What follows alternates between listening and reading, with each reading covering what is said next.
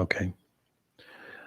Well, for any of you who managed to make it back here, our challenge is to stand unshaken amidst the crash of breaking internet connections and learn to stay loose. So, okay, so I was going to share some little stories and vignettes of my dad's influence and blessing on my life. As I mentioned before the internet crashed, he has an amazing sense of humor. And of course, that means he also had an amazing sense of humor earlier in my life. And this has played out across the years with some very colorful little statements. But his humor is often of the unexpected variety. I remember back in I want to say the 1980s, it could have been the 1990s. Swamiji was concerned about the economy at the time, and he was looking in the direction of the predictions that Yogananda had made about economic hardship that would come. And so I happened to mention this to my dad, who follows economics very closely and has for his entire adult life, as far as I know. And I told him about some particular person who had successfully predicted, one of the last economic crashes, and my day of connection to a broader public in order to grow.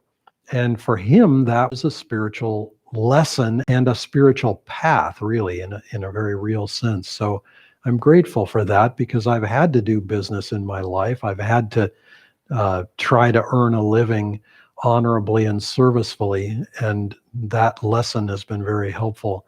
As I mentioned, he taught a high school class, and he would teach business to the high school students, and business principles and financial principles.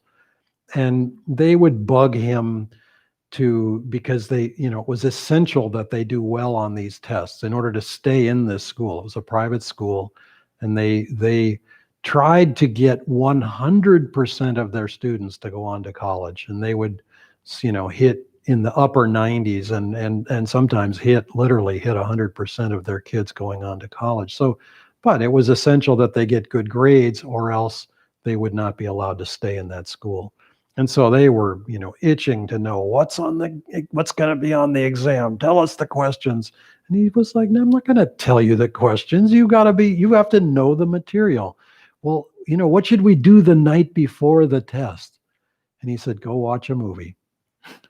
Get to bed early, get a good night's sleep.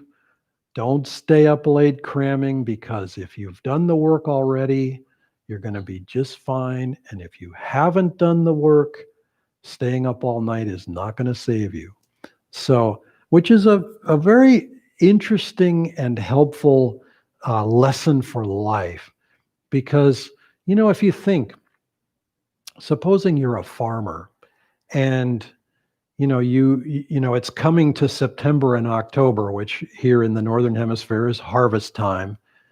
If you have not planted those seeds in March, April, May, June, whatever the crop may be, and whenever it's supposed to be planted according to your climate zone, if you haven't done that work, started that process then, nurtured that process along through all the weeks and months, watered when it was dry, pulled the weeds when they came up, gave it nourishment of whatever sort, you don't have a harvest at the end. You can't cram in the last 2 weeks or the last 2 days before harvest. You don't suddenly create a wheat crop or a corn crop or a vegetable crop in those days. It has to have grown up over time. So we think spiritually that the same thing is necessary. But as the reading points out, God is just as much with us now as he will ever be.